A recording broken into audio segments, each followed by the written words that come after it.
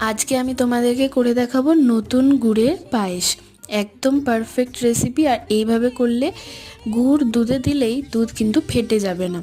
আমি এখানে 2 packet full cream দুধ আর একটা নর্মাল দুধ মানে 3 প্যাকেট দুধ আমি কিন্তু ব্যবহার করেছি। আর 3 প্যাকেট দুধের জন্য আমি 3 মুঠো চাল ব্যবহার করব।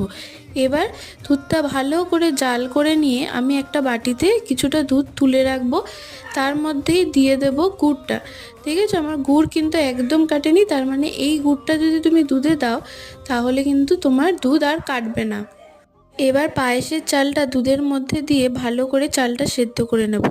তারপর এর মধ্যে দিয়ে দেবো দুধ আর গুড়ের যে মিশ্রণটা তৈরি করে রেখেছিলাম সেটা, আর শক্ত গুঁড়ো দিয়ে দেব পরিমাণ মতন, দিয়ে ভালো করে নাড়াচাড়া করে ফুটিয়ে নেব। ব্যাস তৈরি হয়ে গেল আমাদের গুড়ের পায়েস। এই শীতকালে কিন্তু নতুন গুড়ের পায়েস সবাই আমরা বানিয়ে থাকি। তাহলে চলো এবার বানিয়ে ফেলো। টাটা।